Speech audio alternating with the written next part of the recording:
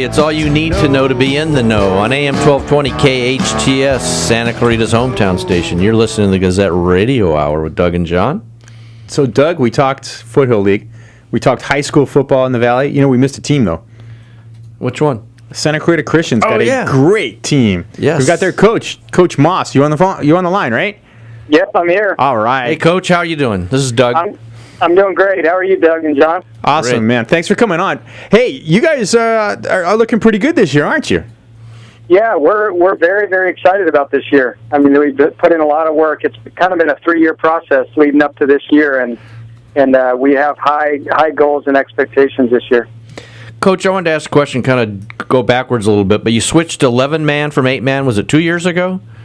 Yeah, this is our third year 11-man. Okay. So, yeah, after winning back-to-back CIF titles in 8-man, we made that switch, and it's been quite a process. How difficult was that to go from 8 to 11? It's definitely tough. I mean, 8-man's real legit football. You know, we did it for a long time, and I thought did it at a very high level. It's just there's a lot more that goes into preparing for an 11-man season. Every team scouts, every team videos, every team prepares very well, even in the smaller divisions, and you're just dealing with a lot more guys on the field, a lot more schemes and offensive and defensive looks. There's just so much more involved. So it was a lot of work, and not to mention we were young. We went into that first season with a core group of sophomores kind of as our key guys. We were very young. Hey, I got a question, and this is more philosophical from a small private school in this area. You must do a lot of recruiting. You can't say that word, John. I can't say the R word. It's got to be tough to find players.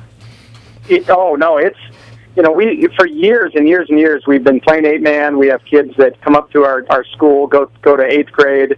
I have them in 8th grade class, and then the next year they're at Hart, Canyon, Valencia, Saugus, any of these schools. Yeah. I mean, some serious superstars that have gone on to play college and even pro ball.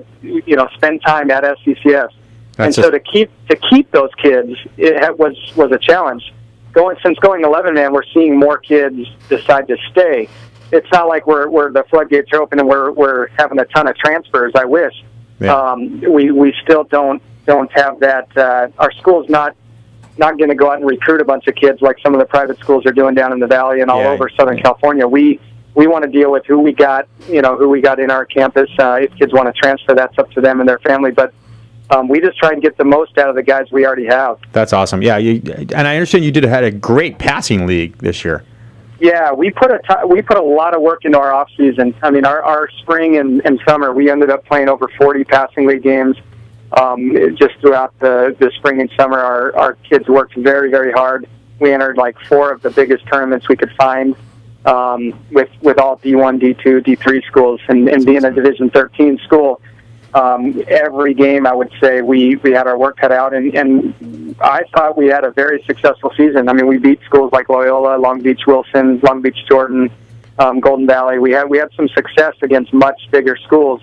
That's legitimate. And even the schools our size, Heritage Christian, bigger than us, we beat them several times, played Cedar Canyon tight, played Canyon High tight.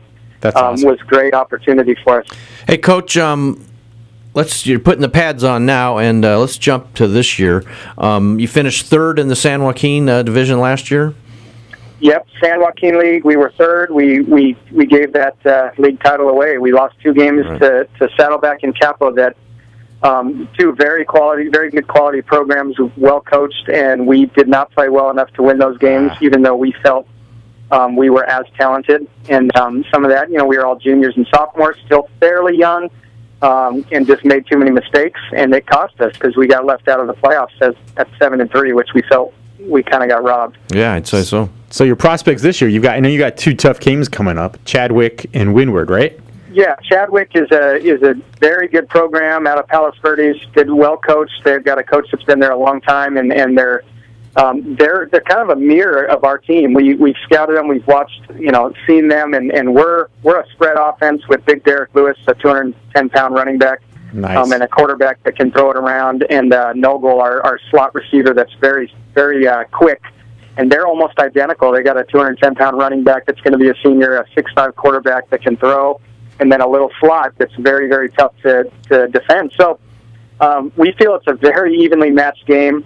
and we're just excited for that opportunity to play a quality program. And then Windward next week, they're the highest ranked team in our schedule for sure. They play teams like Sierra Canyon and Paraclete in that division of football, and yeah, those are legitimate teams. Those are legit, and they got moved. That game got moved from away to home next Friday night, the 6th. So we're excited we get to play a home game next Friday night at Canyon. Hey, Coach, being a small school, do most of your kids have to go both ways, offense and defense?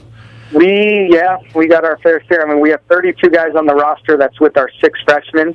So it's one team that we're going to have a few JV games where we send kind of the lower half of our team. But our roster for varsity is 32, 6 freshmen, 7 sophomores, all the way up to our senior class. And so, yeah, a couple of those freshmen are going to see time, but for the most part, the juniors and seniors, you're going to see several of them playing both ways, even a couple linemen, which we don't like. Those guys work so hard in the trenches. We'd rather not have them going both ways. Sometimes the slots and DBs, they can run for the whole game, but that's the challenge at any school, even some of these big schools. I know they have guys going both ways, but we definitely deal with that more often, I think.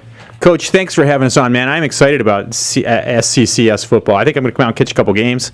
Yeah. Is it all right if you come back? Tell us how the season's going sometime later on? Oh, I'd love to. Anytime. I'd love to. Feel honored. You guys, thanks for including our school. And awesome. Saturday night at 7 at Canyon, if anyone wants to come out and watch what I feel some great football. Awesome. Well, thanks. That's Coach Garrett Moss from Santa Clarita Christian. We'll Thanks, talk Coach. to you soon, Coach. Thanks. Thanks, Doug. Thanks, John. All right. You've been listening to the Gazette Radio Hour on Santa Clarita's hometown station, AM 1220, and we'll be right back. The Powerhouse Fire continues to blaze, and 30 homes have been destroyed. What does the Tilted Kilt brand represent to you?